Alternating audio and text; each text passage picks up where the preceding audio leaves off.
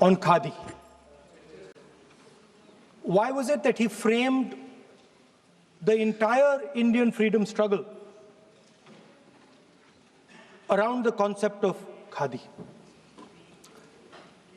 And why is it that he only wore Khadi? Because Khadi is not just a cloth. Khadi is the expression of the people of India. It is the imagination, it is the sentiment, it is the productive force of the people of Aaj Pehnaun Khadi. It is the expression of the people of India. Speaker Sir, whichever state you go to, you will find different fabrics. There's the Himachali cap, Assamese gamcha, Banarsi sari, Kanchipuram sari, Naga jacket, and you will find that all these fabrics represent the people. When the people of Assam give you the gamcha, they're not just giving you a piece of cloth. They're giving you an expression. They're giving you a piece of their history, their tradition, their future, their imagination.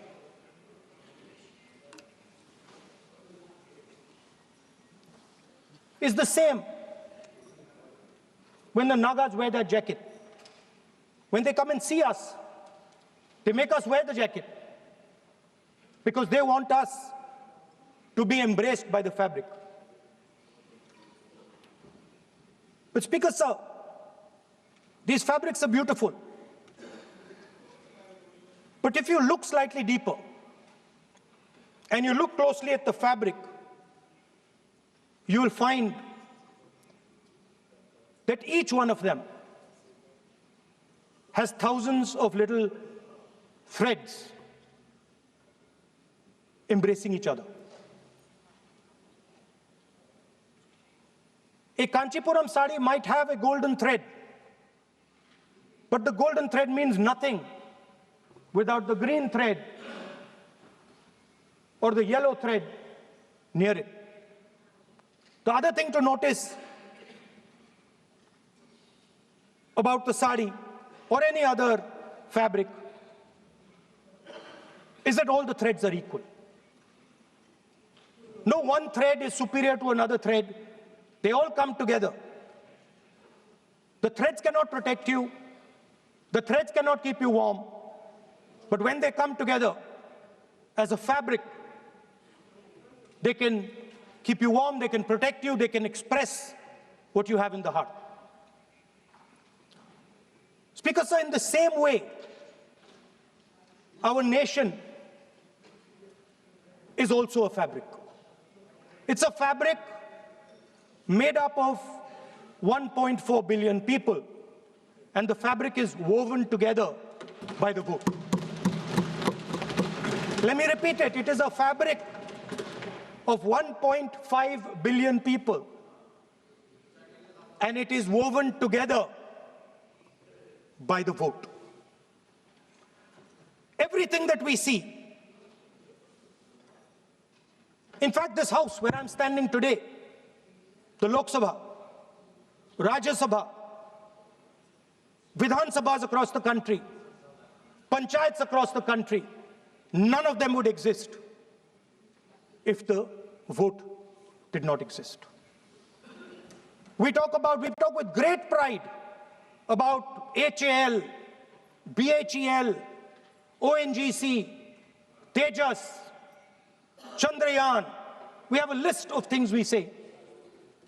Not one of those would exist without the vote.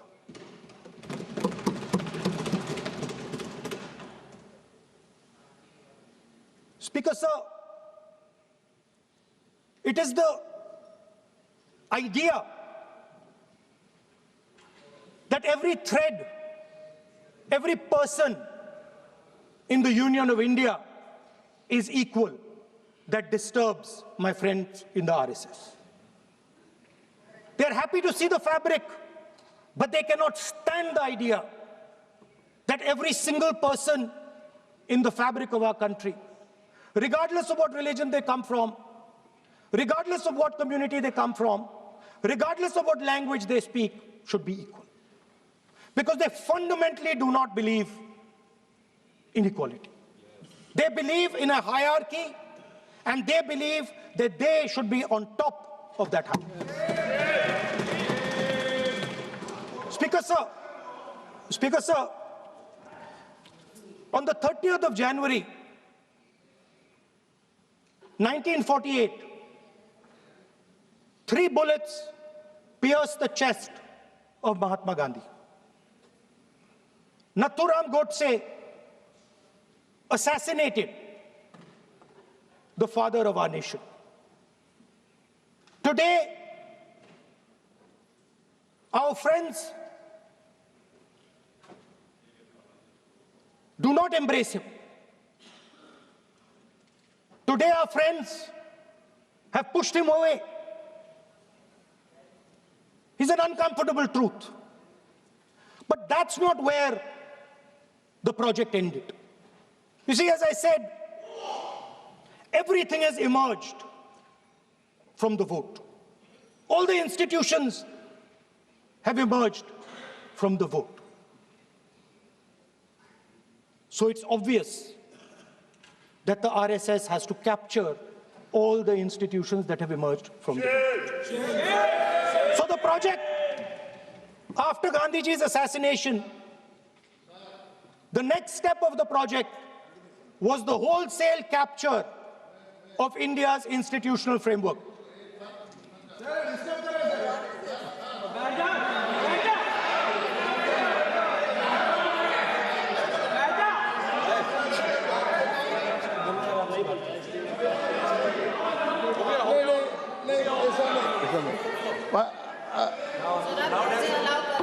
So what is this, sir?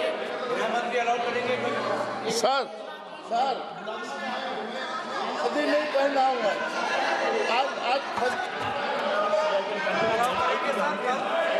I'm doing, relax. मैं बुलाता हूँ, please बैठिए,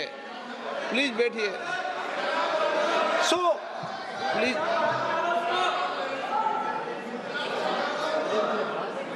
sir, आप बोले पर हाथ मत जोड़े।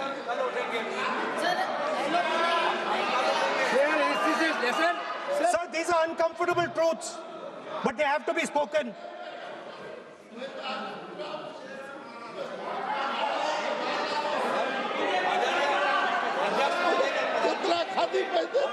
थोड़ा बता दे। So these are uncomfortable truths, but they have to be spoken. My friends don't like the connections I'm making. They're disturbed by them. It's obvious.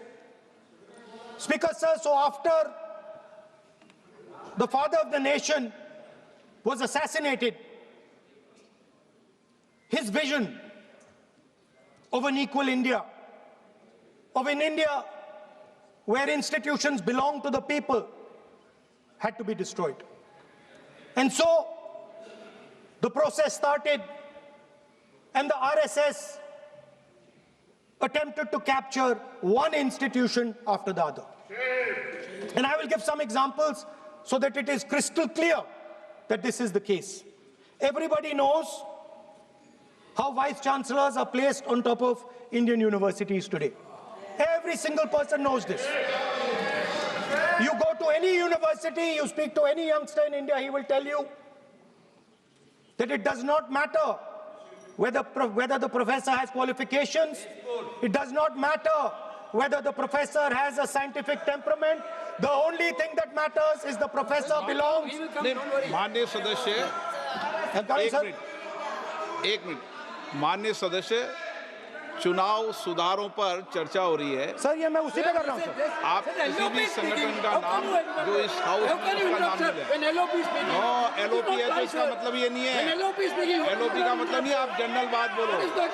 आप राष्ट्रपति भाषण में बोलिए जनरल बात। सर हम लोग सुनना चाहते हैं। Sir I am speaking. Speaker sir हम लोग सुनेंगे शांति से। हम लोग शांति से सुनना चाहते हैं और ये आप लोग सुनिए ना क्या कहना चाहते हैं। धमकी देंगे आप? हम लोग सुनने के लिए बैठा है। अभी तक नेता प्रतिपक्ष एक शब्द चुनाव सुधार पे अभी तक आया ही नहीं है। संसदीय कार्य मंत्री बोल रहे हैं। मैं स्पीकर का परमिशन से ही बोल रहा हूँ। हम सुनने के लिए बैठे हैं। अरे हम सुनने के लिए बैठे हैं। नेता प्रतिपक्ष चुनाव सुधार के लिए जो सुझाव देंगे सुनने के लिए तो हम बैठे हैं, लेकिन चुनाव सुधार को नहीं बोलते हुए कहा जो इस सदन से कोई वास्ता नहीं, जो संगठन उसका कहानी किसी और का बोलना ये कोई उचित नहीं है। समय बहुमूल्य है, समय का मर्यादा भी है। सबका सब यहाँ सुनने के लिए बैठे हैं और ये समय बहुत कीमती है, इसलिए हर एक पल अच्छा शब्दों का कोई अच्छा ज्ञान दे, सुझाव दे, सुनने के लिए हम लोग बैठे हैं। मेरा एक सीमित अनुरोध है नेता प्रतिपक्ष से, आप विषय पर ही रहिए। हम लोग सब बैठे हैं, गृह मंत्री जी भी सुनने के लिए बैठे हैं, लेकिन आप विषय पर नहीं बोलेंगे तो जो विषय तय किया गया है उसका क्या मतलब है। अगर चुनाव सुधार पर ही नहीं बोलेंगे तो फिर इतना समय सबका क्यों बर्बाद करना चाहते हैं नेता प्रतिपक्ष। Should I leave? Then you speak. Should I leave? You speak then. You speak. What is it? You are parliamentary affairs minister. You are a parliamentary affairs minister. You are disturbing the lobby. How can it be? You are a parliamentary affairs minister. You are disturbing the lobby. Subject में नहीं आपके lobby. आपका lobby subject में नहीं है, ये विषय कर रहे हैं। The discussion, one second. The discussion is about the vote and electoral.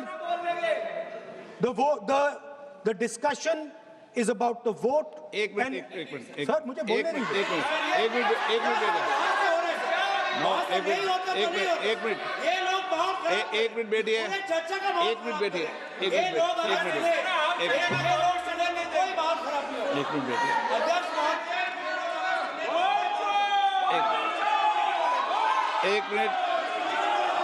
एक मिनट बैठिए। एक मिनट। माननीय सदस्य मैं बैठे बैठे अनऑफिशियली बोल रहे हैं, उस विषय बोल रहे हैं। सदन की गरिमा को बनाए रखें, आसन को चुनौती देने का प्रयास मत करिए, ये ठीक नहीं है।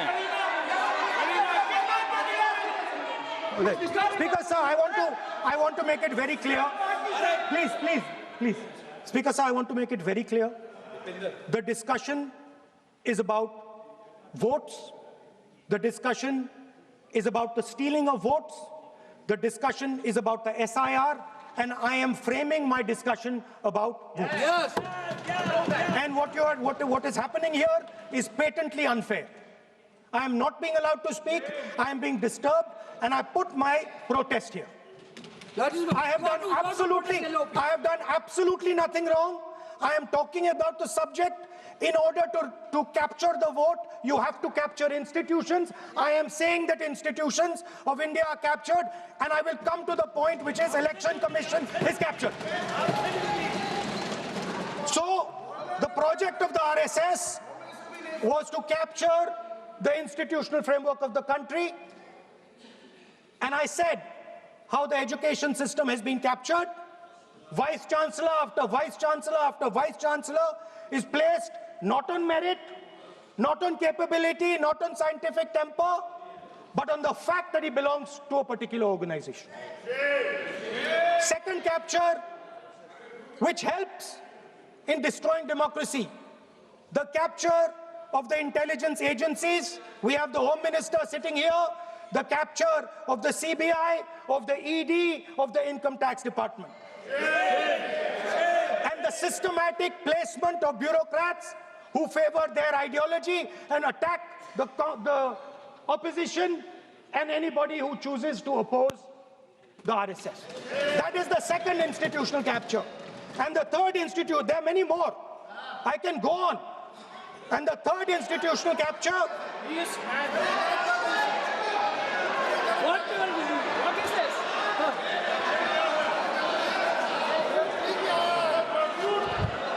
Mr. Minister, मानिए प्लीज, प्लीज मानिए. it has become solid.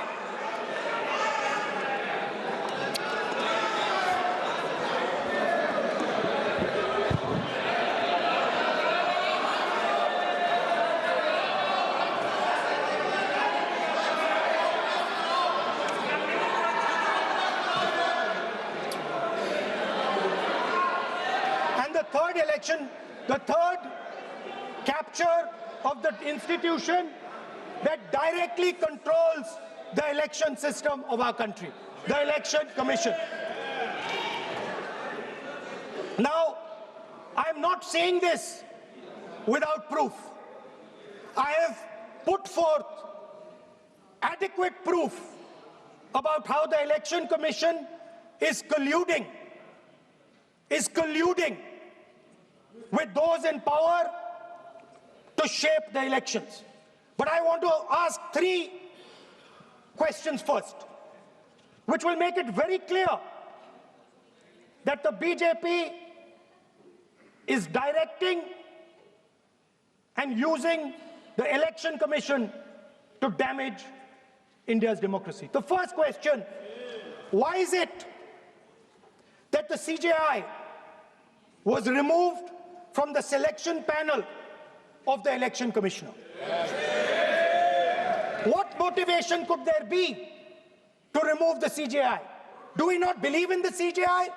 Of course we believe in the CJI. Why is he not in that room? I sit in that room. It is so-called a democratic decision. On one side, Prime Minister Narendra Modi and Mr. Amit Shah. On the other side, the leader of the opposition. I have no voice in that room. What they decide is what happens. So the first question, why is the Prime Minister and Amit Shah so keen on choosing exactly who the Election Commissioner is going to be? Second question, and even more devastating question, no Prime Minister has done this in the history of India. In December 2023, this government changed the law. They changed the law to make sure that no election commissioner could be punished for any action they take while they are election commissioner. Yes. Immunity. Why would the Prime Minister and Home Minister give this gift of immunity to the election commissioner? Why would they need to give this tremendous gift that no Prime Minister has given ever before to the election commissioner? Yes. Mr. Shah is looking into the ceiling. Maybe he will answer this question when he speaks. And finally, why was the law with regards to CCTVs and the data that they contain changed? Why was a law put in place that allows the Election Commission to destroy CCTV footage 45 days after the election? What is the need? The answer given is it is a question of data. It is not a question of data. It is a question of stealing the election. Now, what is the result of this institutional capture? What is the result of controlling the Chief Election Commissioner and the Election Commission? First of all, we have a set of election campaigns that are tailored for the Prime Minister. 3-month, 4-month, 5-month long campaigns are taking place so that the Prime Minister's schedule can be fitted in to the program. Second, we have a Brazilian woman who appears 22 times on the voter list of Haryana. Please. No. 22 times this lady appears. एक minute एक minute please, एक minute. आप नेता प्रतिपक्ष है, मैं इस तरीके से सदन की कार्रवाई नहीं चलने दूंगा। ये सदन है, सदन की गरिमा को बनाए रखें। आप सदन की गरिमा से बोलेंगे तो ठीक, नहीं जैसे सदन नहीं चलेगा। नो, गलत तरीका है आपका, नहीं होगा। आप ले रहिए, आप ले रहिए। नहीं, माननीय प्रतिपक्ष के नेता, आप पहले अपने सदस्यों को समझाइए। नहीं चलेगा, नहीं, ठीक नहीं है। नो, नहीं, बिल्कुल नहीं चलेगा। अगर आप सर माननीय प्रतिपक्ष के नेता, आप Speaker, अपने sir. सदस्यों को गरिमा समझाइए। सर, बट ये तरीका, Sir. ये तरीका आप इतने सालों Yes, तक यहाँ पर sir, रहे, ये तरीका उचित है क्या? सर, विरोध का तरीका होता है, लेकिन ये उचित तरीका नहीं है। तरीका इधर भी हो, नो, उधर का तरीका क्या है सर? नो, Sir, सबका तरीका उधर Speaker, से होगा, sir. उधर से भी बोलेंगे, इधर से बोलेंगे, सब जगह से बोलेंगे।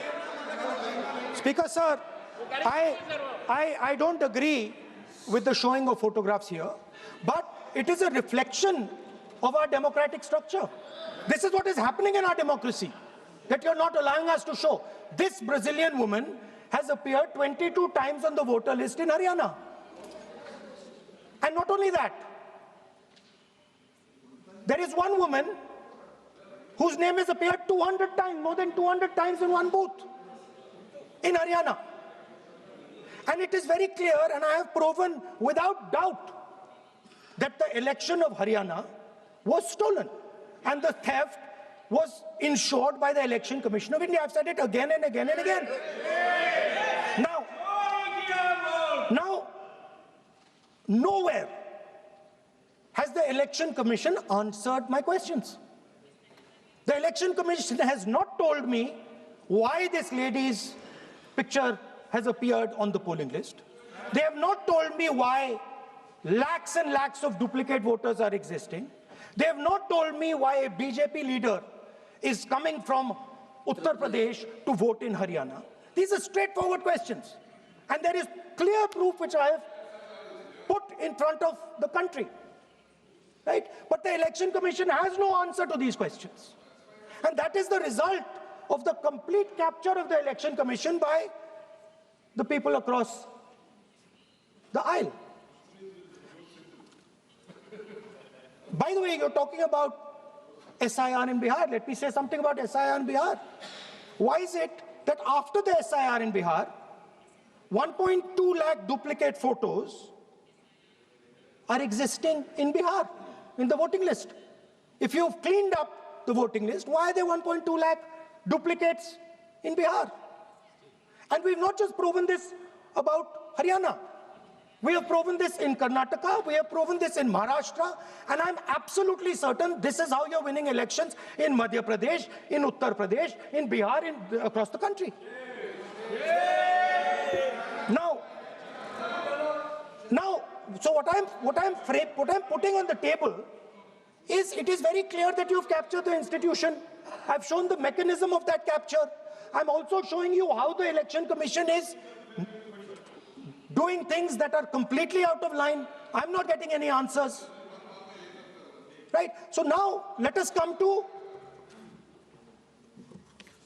how, when we are talking about electoral reform. Electoral reform is very simple. The point is, nobody wants to do it. The government doesn't want to do it. What does electoral reform require? What we've been saying. Number one, give machine-readable voter lists to all political parties 1 month before the election. That's the first step. The second step is take back the law that allows the destruction of CCTVs, CCTV footage. Very simple, not difficult. While you're doing that, also tell us what is the architecture of the EVM. Give us access to the EVM. Let our experts go and see what is inside the EVM. Till today, we have not had access to the EVM. We are not shown The architecture of the EVM, we're not physically allowed to go and see an EVM. Give us the architecture. Give us access to the EVM. And finally, please change the law that allows the election commissioner to get away with whatever he wants to do. That's all the electoral reforms you need. And I want to assure the election commissioner that they might be under the impression that this law lets them get away with it. Let me remind them, don't worry, we are going to change the law, and we are going to change it retroactively, and we are going to come and find you. Right? So this is the situation that the country is faced with. You know, everybody says to us, India is the biggest democracy. Actually, I was thinking today, we're not just the biggest democracy, we're the greatest democracy. And I'm not saying it just like that. I'm saying it, America calls itself the oldest democracy. But the democracy that weaves together the largest number of people, the largest diversity of people, the largest number of languages, the largest number of states is this. And so our most powerful asset, the thing that stitches together the entire concept of modern India, stitches together the fabric of modern India, brings people together, allows them to build this great nation, is being attacked by these people. They're destroying it. You know they're destroying it. I know they're destroying it, and they know they're destroying it. And I'd like to conclude by saying that the biggest anti-national act you can do is vote chori.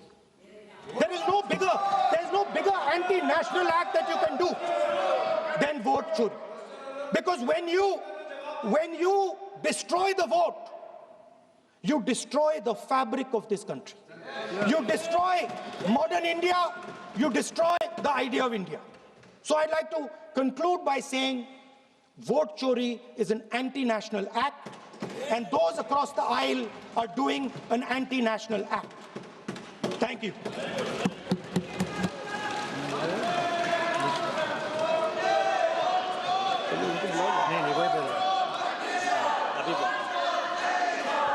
Nishikant Dubey. धन्यवाद सभापति महोदय। क्या बोला भाई? आए थे हरिभजन को ओटन लगे कपास। खोदा पहाड़ निकली चुईया। शहीदों की चिताओं पर खड़ी कांग्रेस जिसने भारत को विभाजित किया, आज राहुल गांधी के बयान से मुझे लड़खड़ाती हुई नजर आई सभापति महोदय। ये संविधान की बात करती हुई नजर आई, और मैं 1976 का ये पूरा डिबेट लेकर आया। ये संविधान कैसे कांग्रेस ने तार-तार किया, इसका कोई जवाब नहीं। केवल संविधान की ऐसे किताब नहीं होता है कि शिकारी आएगा, जाल बिछाएगा, दाना डालेगा, उसमें कोई फंसना नहीं। उसी तरह से सभी जो है फंस गए चिड़िया। ये संविधान का किताब जो है राहुल गांधी और उनकी पार्टी के लिए केवल एक उसी प्रकार की कहावत है सभापति महोदय। आप ये समझें, ये 76 में स्वर्ण सिंह की कमेटी बनी 1975 में। उन्होंने सारे इंस्टीट्यूशन को खत्म कर दिया अध्यक्ष महोदय, जिसके लिए आज फिर से लगे हुए हैं। इस संविधान में 121 बार राष्ट्रपति का जिक्र है। इस संविधान में 121 बार राष्ट्रपति महोदय का जिक्र है। आपको आश्चर्य होगा कि एक संशोधन के माध्यम से राष्ट्रपति के सारे अधिकार को कांग्रेस ने खत्म कर दिया। राष्ट्रपति रबर स्टैंप हो गया। राष्ट्रपति जो कैबिनेट कह कर देगी उस पर मोहर मारना उसका अंतिम लक्ष्य हो गया। राष्ट्रपति का इंस्टीट्यूशन खत्म हो गया। इंदिरा गांधी ने इसी वोट चोरी करके जब रायबरेली का चुनाव जीता और जब फैसला हुआ कोर्ट का, तो ऐसा सिचुएशन इस व्यक्ति ने पैदा किया, इस पार्टी ने पैदा किया कि आपको आश्चर्य होगा कि 3 जज को बाईपास करके एक ऐसे चीफ जस्टिस को बना दिया जो 8.5 साल तक इसका मुख्य न्यायाधीश रहा। प्रेस की पूरी स्वतंत्रता खत्म हो गई। इंडियन एक्सप्रेस के एडिटर रामनाथ गोयनका से लेकर सारे लोग जो कुछ को कहते थे, और ये केवल इस संविधान संशोधन में हुआ। आज वो इंस्टीट्यूशन की बात करते थे, यूपीएससी जैसी संस्था, और ये पूरे सदन को जानने वाली बात है, यूपीएससी जैसी संस्था जो आईएएस और आईपीएस और ऑल इंडिया सर्विसेज को पैदा करती है। कांग्रेस का एक कार्यकर्ता बटुक सिंह 10 साल तक यूपीएससी का चेयरमैन रहा। ये यूपीएससी की हालत कर दी इन्होंने। ये चुनाव आयोग की बात करते हैं। इस देश का पहला चुनाव कमिश्नर, इस देश का पहला चुनाव कमिश्नर सुकुमार सेन, जब वो रिटायर होते हैं तो उसको सूडान का ये राज्यपाल बना देते हैं। वीएस रमा देवी जब रिटायर होती है उसको हिमाचल का गवर्नर बना देते हैं। टीएन शेषन जब रिटायर होते हैं तो उसको अहमदाबाद में भारतीय जनता पार्टी के खिलाफ कैंडिडेट बना देते हैं। और एमएस गिल जब रिटायर होते हैं तो वो इस केंद्र के मंत्री 10 साल तक इसी सदन में रहते हैं। किस चुनाव आयोग की बात करते हो? किस ईमानदारी की बात करते हो? किस पारदर्शिता की बात करते हो? कौन सी कांग्रेस की बात करते हो? सीबीआई की बात कर रहे थे। अश्वनी कुमार जो सोनिया गांधी जी और राहुल गांधी का सिक्योरिटी अफसर था, वो सीबीआई का डायरेक्टर बनाया जाता है।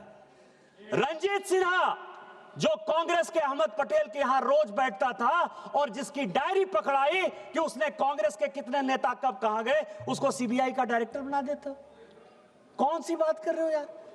सीबीआई का यही हाल, आईबी का यही हाल। एमके नारायण को जो है ढोते रहे, कभी गवर्नर बना दिए, केवल कभी नेशनल सिक्योरिटी एडवाइजर बना दिए।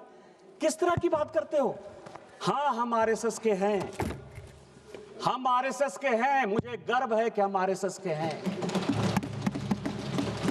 और आरएसएस के इसीलिए हैं कि ऋण है शरीरों में, ऋण है शहीदों का, मगर कैसे चुकाएंगे? ऋण है शहीदों का मगर कैसे चुकाएंगे? लहू की जब तक बूंद है तब तक तिरंगा लहराएंगे। यही आरएसएस का मापदंड है और यही हमारा विषय है। अध्यक्ष महोदय, वोट चोरी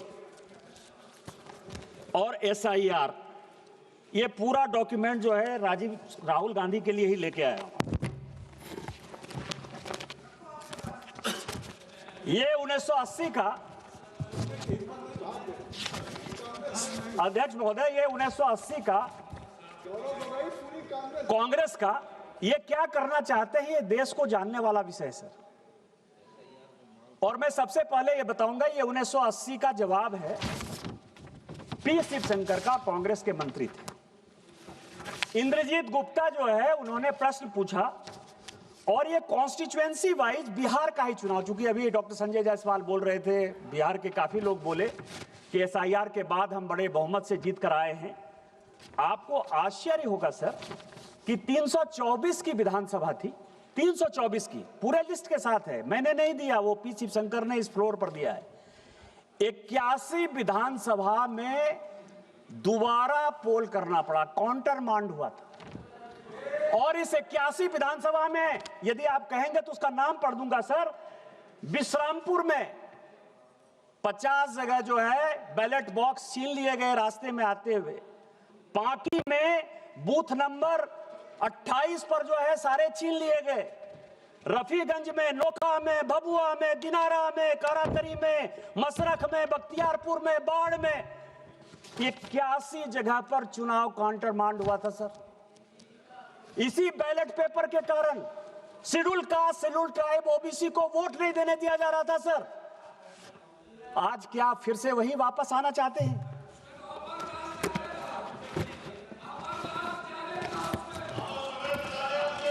ये मैं आपको सभापति महोदय, ये सभी लोगों ने कांग्रेस से लेके डीएमके से लेके टीएमसी तक वाईएसआर सीपी ने जो है ईवीएम की बात की। ये ईवीएम की पूरी हिस्ट्री लेकर आओ सर, पूरी हिस्ट्री है। हिस्ट्री किसने, ये ईवीएम कौन लेकर आए? ये ईवीएम कांग्रेस लेकर आई सर। पहली बार ईवीएम, आपकी जानकारी के लिए, 1987 में पायलट प्रोजेक्ट के नाते राजीव गांधी जी लेकर आए। ये ईवीएम की पूरी हिस्ट्री है। और 91 में जब नरसिम्हा राव की सरकार आई तो उन्होंने तय किया कि ईवीएम आएगा, और ईवीएम आएगा ऐसे नहीं आएगा सर। ये सारी रिपोर्ट है सर, ये रिपोर्ट है 1961 के सेलेक्ट कमेटी की, और ये रिपोर्ट है 1971 की सेलेक्ट कमेटी की। ये पूरे पार्लियामेंट को जानने वाली बात है। दोनों रिपोर्ट के अध्यक्ष जगन्नाथ राव कांग्रेसी थे, और जो 1971 की रिपोर्ट बनी उसमें एचआर गोखले जो कांग्रेस के लॉ मिनिस्टर थे, और दोनों रिपोर्ट में क्या कहा?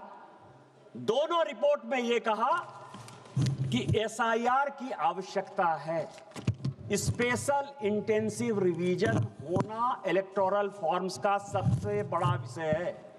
1961 में भी यही कहा, 1971 में भी यही कहा, और दूसरी बात कही 1961 में कि चुनाव इलेक्ट्रॉनिक वोटिंग मशीन से होनी चाहिए, क्योंकि राजस्थान के तत्कालीन, जिस राज्य से आप आते हैं सर, राजस्थान के तत्कालीन मुख्यमंत्री मोहनलाल सुखाड़िया का भी चुनाव अवैध इसी आधार पर हुआ था कि पूरे के पूरे बूथ लूट लिए गए। इतना ही नहीं हुआ था सर, इतना ही नहीं किया इन लोगों ने। यदि चौटाला की बात करें तो पूरा का पूरा मेहम का चुनाव काउंटरमांड हो गया था। पटना का चुनाव पूरा आरजेडी ने लूट लिया था। इंद्र कुमार गुजराल प्रधानमंत्री के तौर पर वहां चुनाव लड़ने के लिए गए थे, पूरा का पूरा उन्होंने लूट लिया था। और इस कारण से कहा गया कि ईवीएम की आवश्यकता है, नहीं ईवीएम होगा तो ये चुनाव पूरे रिगिंग हो गए। दूसरा, अटल बिहारी वाजपेयी जी इस कमेटी के मेंबर थे और एल.के. आडवाणी मेंबर थे। उन्होंने कहा कि बूथ वाइज काउंटिंग करो, क्योंकि आप लोग जब चुनाव के रोल को घुमाते हो तो उसमें बूथ से पता नहीं चलता है। तो क्या तर्क दिया गया आपको पता है सर? यह तर्क यह दिया गया कि बूथ वाइज यदि काउंटिंग करने लगेंगे तो जितने ये गुंडे बदमाश मवाली हैं वो वोटरों को मारेंगे। इसीलिए आपको ध्यान हो, उस वक्त काउंटिंग वो होती थी जिसमें कि सभी बूथों को मिला दिया जाता था और जिसमें इनको रिगिंग करने की सबसे बड़ी सुविधा होती सर।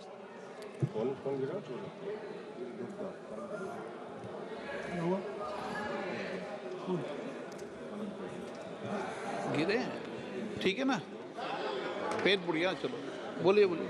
अध्यक्ष महोदय, बड़ा ये लोग, मैं आपको बताऊं कि इतिहास के पन्नों को तोड़ना मरोड़ना यदि कोई सीखे तो उसको कांग्रेस से सीख जरूर लेनी चाहिए सर।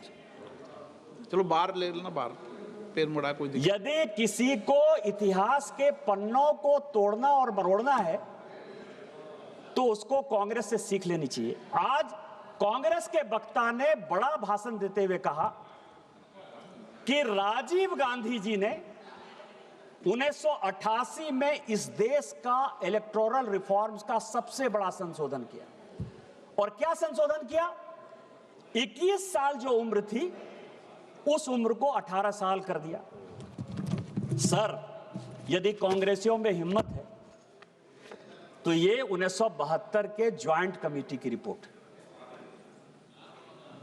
1972 के ज्वाइंट कमेटी की रिपोर्ट है जिसने कि ये रिकमेंड किया कि 21 साल के बदले 18 साल होना चाहिए, और उसको करने में अटल बिहारी वाजपेयी और लाल कृष्ण आडवाणी का नोट ऑफ डिसेंट, मैं इसको प्लेस कर दूंगा सर। ये हमने किया। आपने 16 साल, चूंकि हमको मौका नहीं मिला शासन में आने का, और 2 साल जो हम मौके में थे 77 से लेकर 80 तक, इतनी लड़ाई हो गई कि हम इंप्लीमेंट नहीं कर पाए। आप उसको 16 साल बाद इंप्लीमेंट कर पाए। आज उसके लिए आप कहते हो कि हमने ले लिया, हमने ले लिया, हमने ले लिया, हमने काम कर लिया। आज एसआईआर की जो बात हो रही है और जो महाराष्ट्र और इसकी बात हो रही है सर, आपको मैं बताऊं कि मैं बिहार का और महाराष्ट्र का रिजल्ट लेकर आया हूं सर।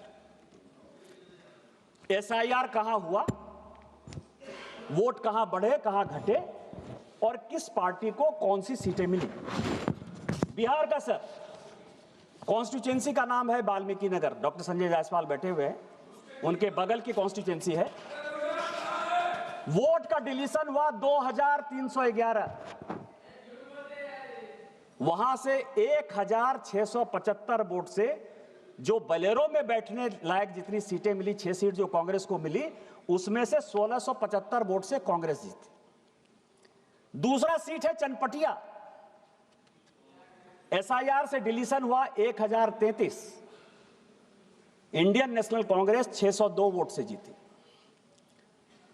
तीसरा सीट है ढाका, एसआईआर का डिलीशन हुआ 457, 178 सीट से वोट से आरजेडी जीती। और उसमें 298 लोग ऐसे हैं, सभापति महोदय, आपकी अध्यक्ष महोदय, आपकी जानकारी के लिए, जो विदेश में बैठे हुए हैं, दुबई में और कुवैत में, और उन्होंने यहां वोट डाल दिया। चौथी सीट है फारबिसगंज, एसआईआर का डिलीशन हुआ 1400, 221 वोट से कांग्रेस जीती। पांचवी सीट है बलरामपुर, जिसमें 1468 डिलीशन हुआ और हम जीते एलजेपी रामविलास 389 वोट से।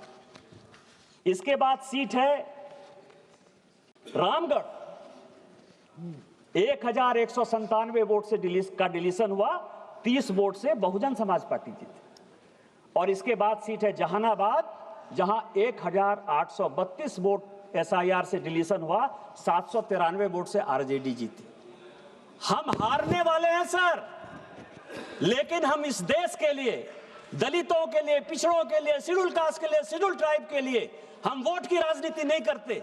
हम राजनीति देश की करते हैं कि जो लोग एसआईआर में, मेरे माँ पिताजी का नाम कटा, मेरे माँ पिताजी गांव में नहीं थे, मेरे माँ पिताजी शहर में रहते हैं, मेरे साथ दिल्ली में रहते हैं, उनका नाम कटा। और मुझे खुशी है कि उनका नाम कटा, क्योंकि वो दिल्ली में रहते हैं तो किसी कीमत पर बिहार में वोट देने के अधिकारी नहीं थे।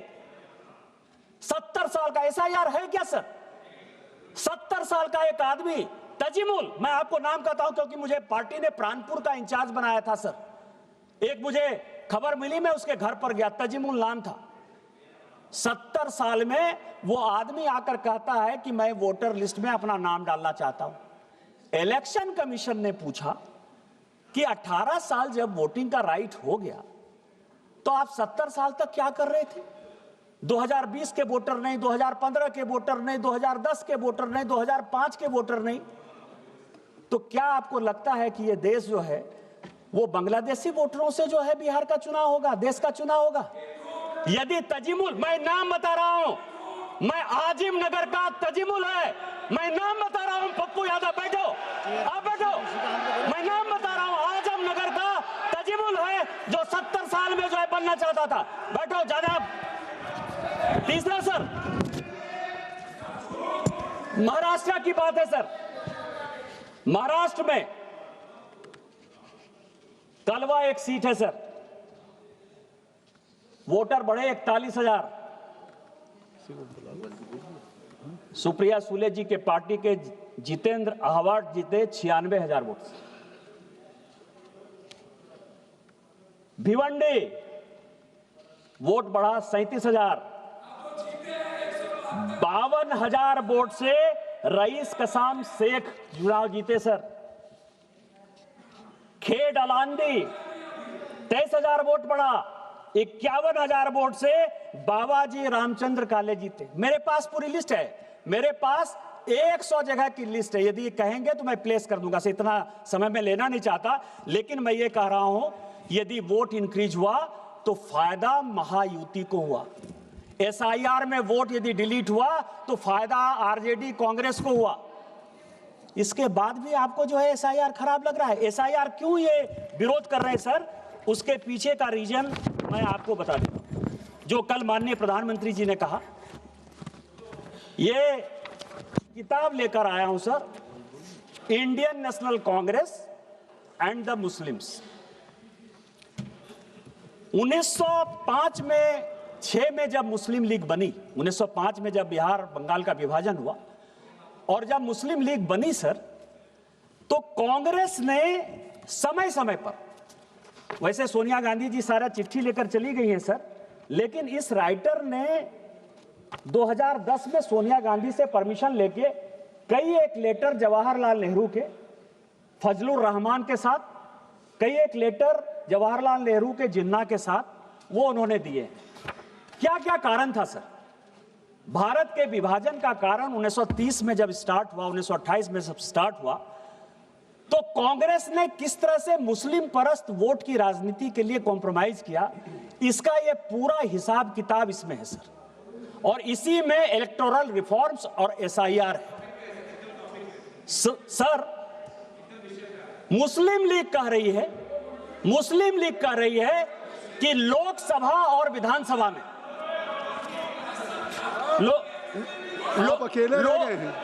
लोकसभा, पप्पू यादव जी आप बैठे बैठे मत बोलिए, जब आपका नंबर आएगा स्पीकर सर, कि लोकसभा और विधानसभा की अलग सीट हमको दो, नहीं तो हम जो है भारत का विभाजन कर देंगे। गोलमेज सम्मेलन में फैसला नहीं हुआ, 37 का चुनाव आ गया, और 37 के चुनाव में एक दूसरे के साथ कैसे फ्रेंडली फाइट होना है मैं आपको बताऊं।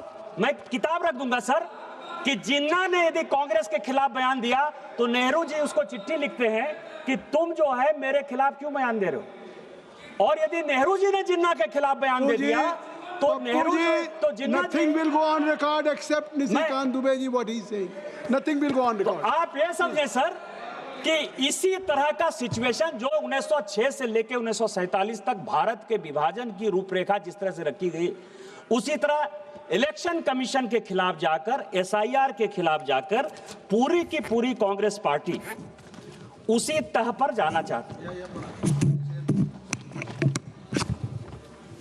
मैं ये है सर, आप एसआईआर के तह तक हैं। अभी बंगाल का चुनाव हो रहा है सर, और बंगाल के चुनाव में मैं कुछ चीजें जनता के जानकारी के लिए आपके माध्यम से, सदन के माध्यम से डालना चाहता हूं सर, कि 2011 में टोटल पॉपुलेशन बंगाल का 9 करोड़ 13 लाख पॉपुलेशन की वोटर टोटल पॉपुलेशन, और उसमें 6 करोड़ 44 लाख हिंदू हैं, और लगभग 3 करोड़ मुस्लिम हैं, और लगभग 6.5 लाख क्रिश्चियन। अब आप समझें कि कुछ ऐसे जिले हैं सर, वो जिले हैं दार्जिलिंग, बांकुड़ा, पुरुलिया, दिनाजपुर, मालदा, मुर्शिदाबाद, बीरभूम, जिन लोगों ने 24 परगना, जिनकी आबादी 1951 से मैं तुलना करना चाहता हूं सर, और आज जो है 2011, क्योंकि अभी अंतिम जनगणना यही हुई है, और यह सबको जानने की आवश्यकता है। इसीलिए जानने की आवश्यकता है एसआईआर की क्यों आवश्यकता है, कि मैं जिस संथाल परगना से हूं सर, मैं जिस संथाल परगना से एमपी हूं, 1951 में हम सभी schedule caste, schedule tribe, OBC सब की बात करते हैं। हम ऐसे दुर्भाग्यपूर्ण राज्य से आते हैं, झारखंड से, जहां की पूरे देश भर में डिलिमिटेशन हो गया, हमारे यहां झारखंड में आज भी डिलिमिटेशन नहीं हुआ। और अभी जो 2026-27 में डिलिमिटेशन होगा, मैं सोचता हूं कि शायद वहां भी डिलिमिटेशन नहीं होगा। उसका कारण यह है सर कि 1951 में हमारे यहां आदिवासियों का पॉपुलेशन 45% था। आज जब 2011 की जनगणना हुई तो आदिवासियों का पॉपुलेशन केवल और केवल 27-28% है, केवल 27-28%। और इसीलिए जब 2008 में डिलिमिटेशन होने लगा तो लोकसभा की 1 सीट और विधानसभा की 3 आदिवासी की सीट खत्म होने लगी। सभी पॉलिटिकल पार्टी ने यह फैसला किया कि आदिवासियों का सीट कम नहीं होना चाहिए, और इस कारण से हमारे यहां डिलिमिटेशन नहीं हुआ। आज जब जनगणना होगी सर, तो हमारे यहां मुश्किल से 20 से 22% आदिवासी होंगे। जिस मुसलमान की आबादी 9% थी, आज उस मुसलमान की आबादी 2011 में 24% है।